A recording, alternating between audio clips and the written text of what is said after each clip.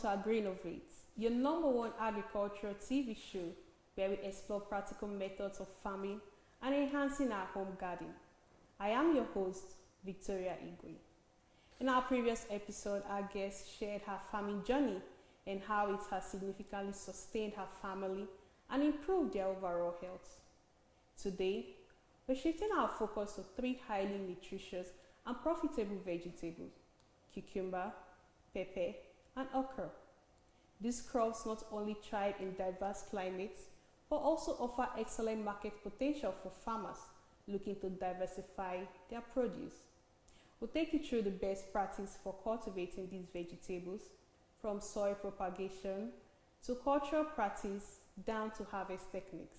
Whether you're already growing these crops or considering adding them to your farm, this episode will equip you with the knowledge to improve yield, reduce cost, and boost your overall productivity.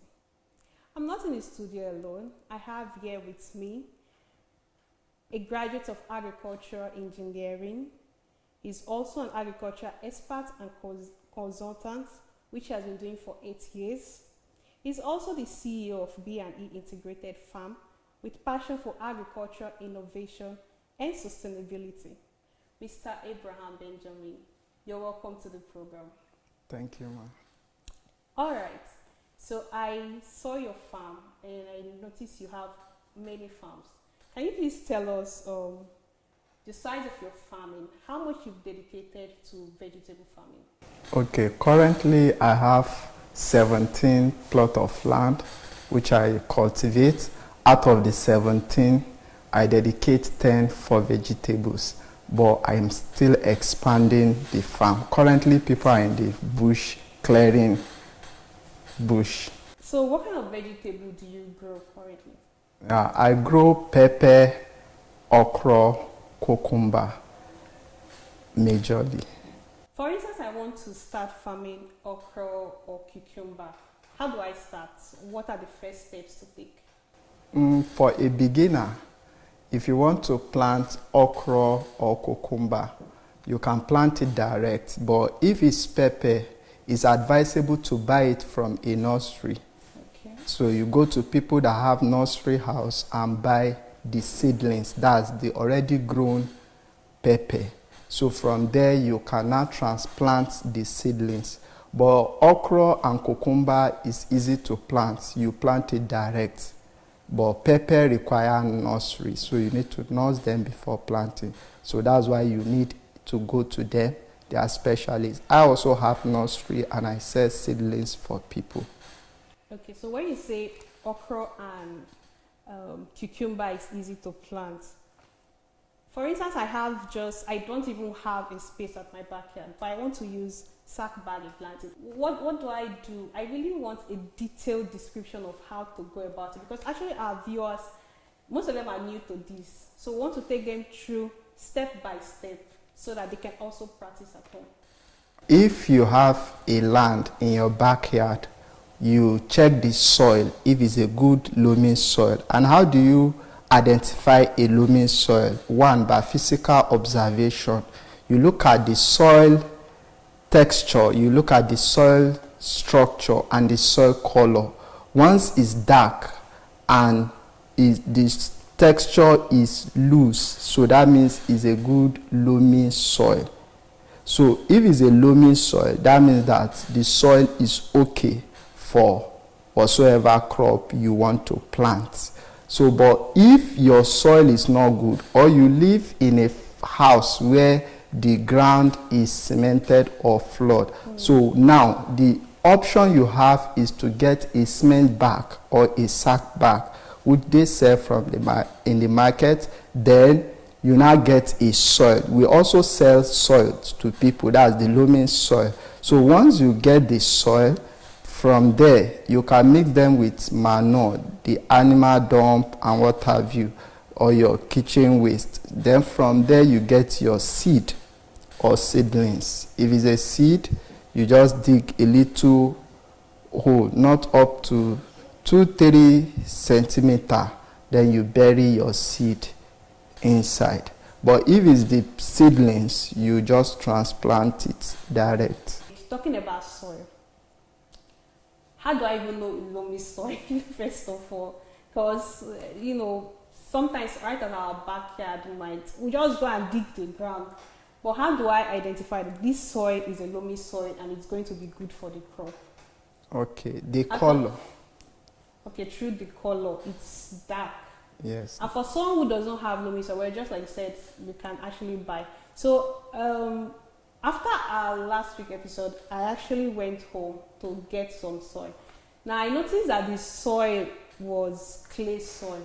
So what I did was I tried to break it, and then I mixed a bit of sand, because I had sand at the front, and poultry manure that had decomposed. Does that give me a loamy soil, such combination? Yes. Okay.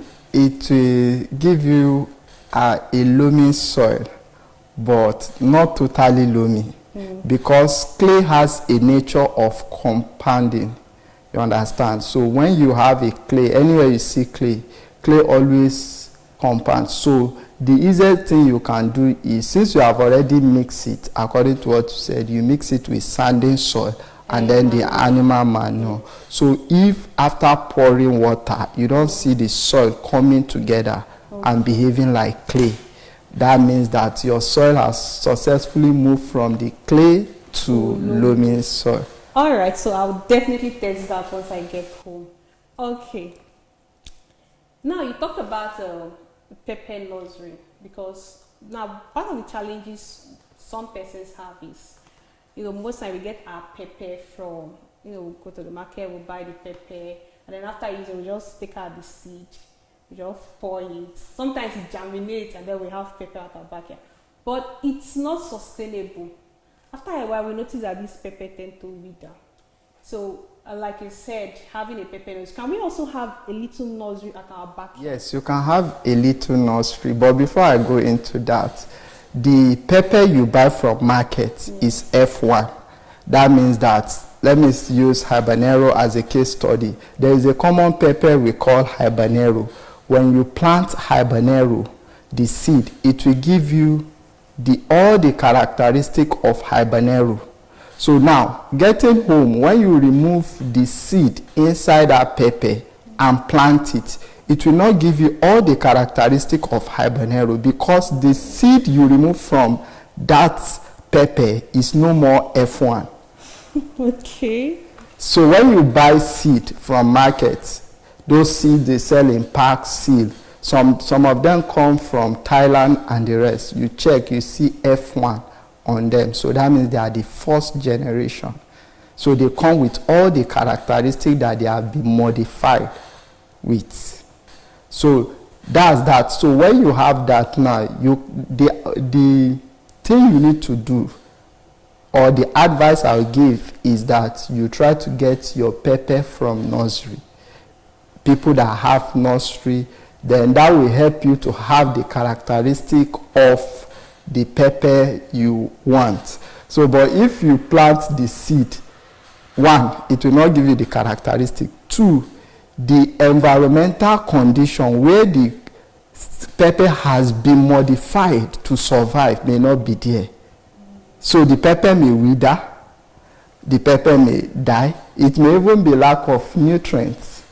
But what we do in the nursery is that we control all the environmental factors so that the pepper can strive. All right, so that actually answers all of my questions, because it's funny. We plant pepper, next thing it's withering. What about the okra and the cucumber? So once we have our cucumber and okra seed, we can just plant it direct to the soil and it germinates. How long does it take before it germinates? Okra and cucumber have almost the same germination day. All environmental factors affect them, but majorly 3 to 4 days they will start sprouting. 3 to 4 days. But when you plant habanero pepper and chill pepper, it takes 7 days to 14 days before it germinates. So, but mind you, environmental condition is very important. What do you mean by environmental condition, please? Okay.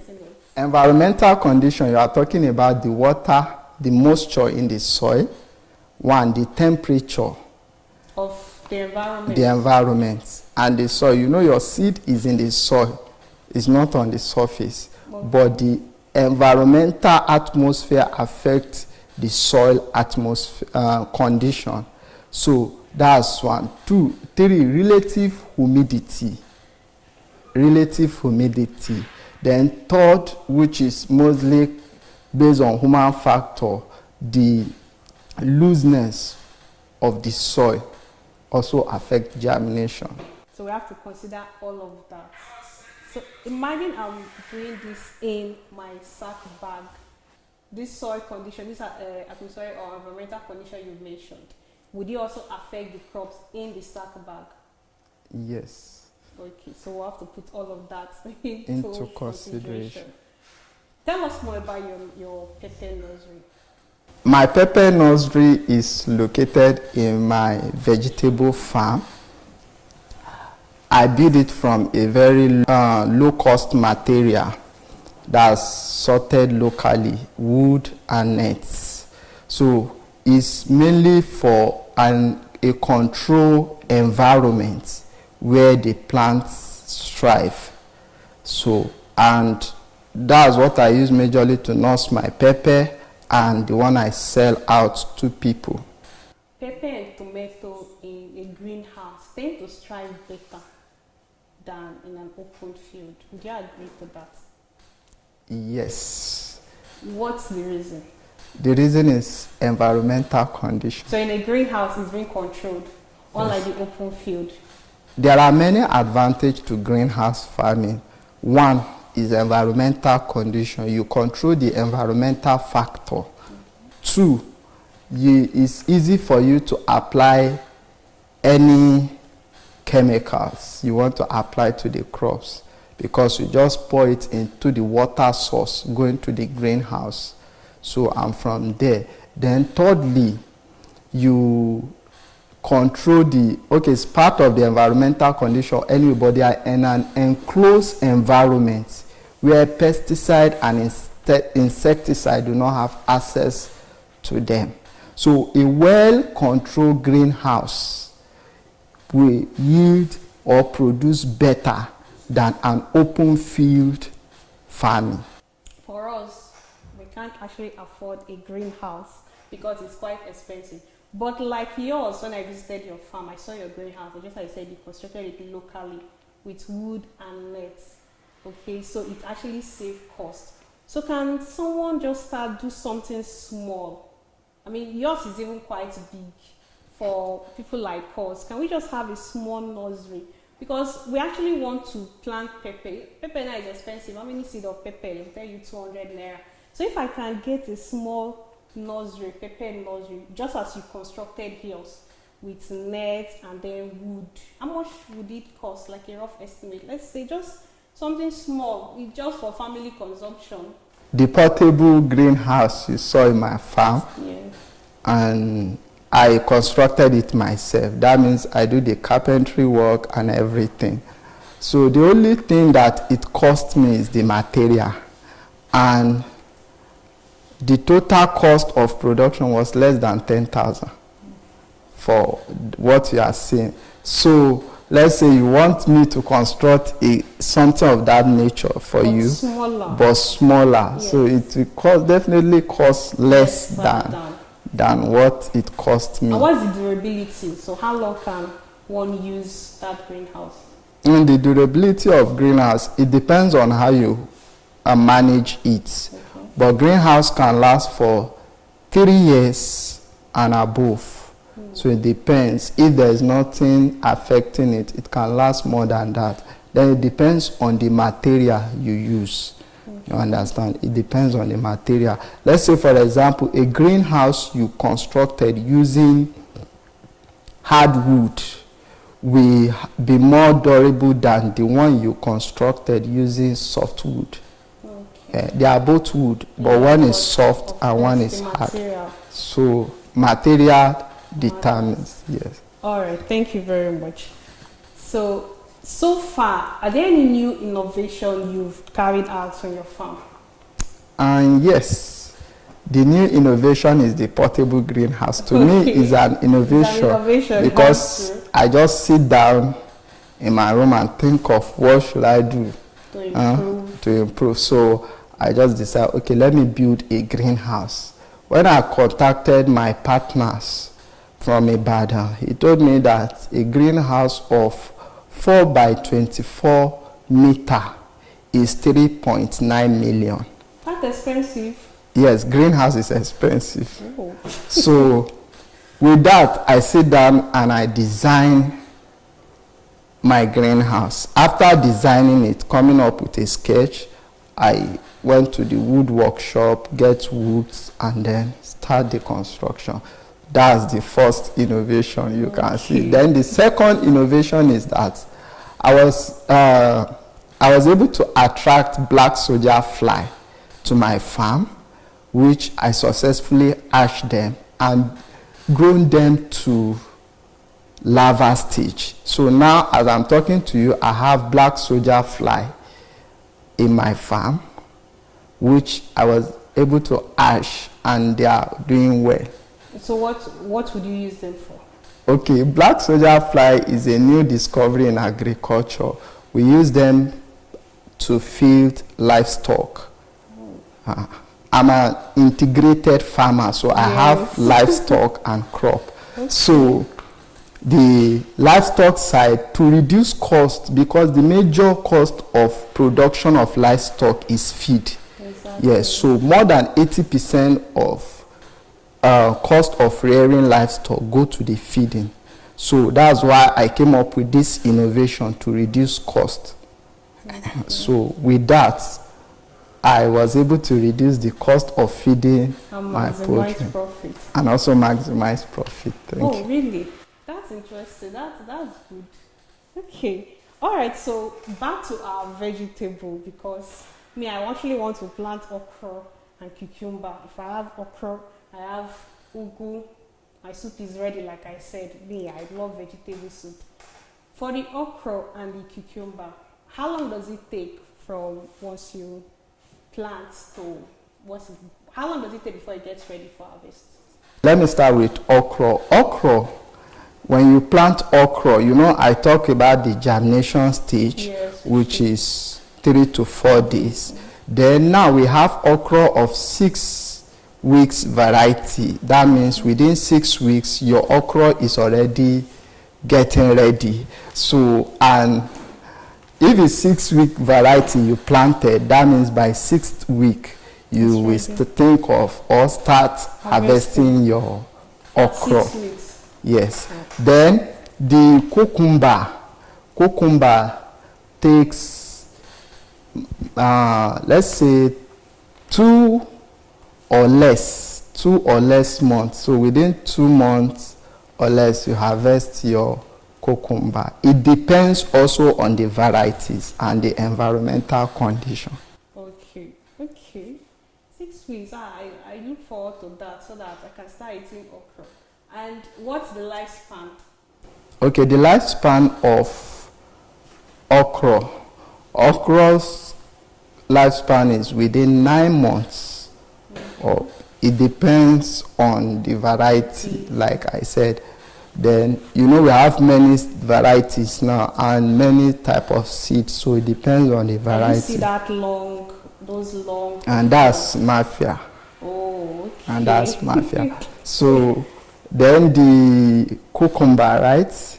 Yes, cucumber takes 120 days. That's the lifespan. So when it's sometimes, yes, but if the environmental conditions is sustain it, there is a option of more than that. Let me use that word. Okay. Yes. Let's say a man can live 100 years, but when the environment is favored, he can live longer than that. So what's the most rewarding thing when it comes to vegetable farming?